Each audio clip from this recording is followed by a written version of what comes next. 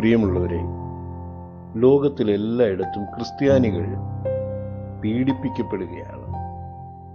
എല്ലാവരാലും ക്രിസ്ത്യാനികൾ പീഡിപ്പിക്കപ്പെടുകയാണ്.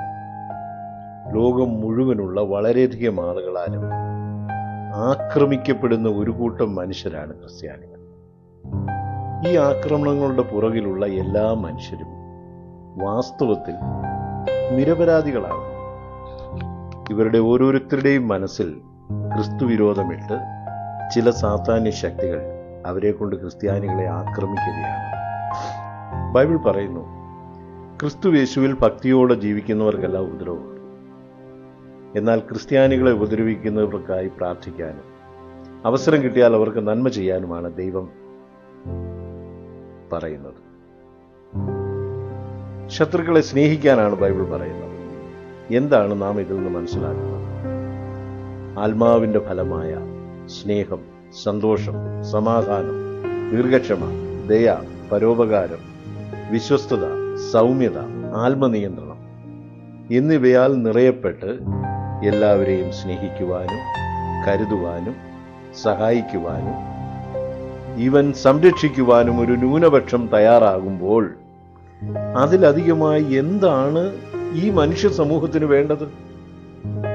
എന്നാൽ ഭൂരിപക്ഷം ആ ന്യൂനപക്ഷത്തെ ഇല്ലായ്മ ചെയ്യാൻ എല്ലാ വിധത്തിലും ആക്രമിക്കുകയാണ്. ഈ ആക്രമണങ്ങളെല്ലാം ഉണ്ടായിട്ടും ക്രിസ്തുവിന്റെ സഭ ഓരോ ദിവസവും വളർന്നുകൊണ്ടേയിരിക്കുകയാണ്, ശക്തമായി കൊണ്ടിരിക്കുകയാണ്. ലോകം മുഴുവൻ ദൈവവചനം പ്രസംഗിക്കപ്പെടുകയാണ്. ക്രിസ്തുവിശ്വാസം ദൈവികമാണ് എന്നതിൻ്റെ ഒരു വ്യക്തമായ തെളിവാണിത്. ദൈവിക പദ്ധതിയെ ആക്രമിച്ചില്ലാതാക്കാൻ ശ്രമിക്കുന്നത് വെറും ബുദ്ധിശൂന്യവും പ്രയോജനരഹിതവുമാണ്. ക്രിസ്തീയ വിശ്വാസത്തെ ഇല്ലായ്മ ചെയ്യാൻ ലോകത്തിൽ ഒരു ശക്തിക്കും സാധ്യമല്ല. കാരണം അത് ദൈവത്താൽ ആവിഷ്കരിക്കപ്പെട്ടതാണ്. അത് നിത്യത വരെയും നിലനിൽക്കുന്നതാണ്. ഒരു കാര്യം നിങ്ങൾക്കറിയാമോ? ഇന്ന് ബൈബിൾ ഉയർത്തിപ്പിടിച്ച് യേശുവിനെ പ്രസംഗിക്കുന്ന അനേകം ആളുകൾ ഒരു കാലഘട്ടത്തിൽ അങ്ങേയറ്റത്തെ ക്രിസ്തു വിരോധികളായിരുന്നു.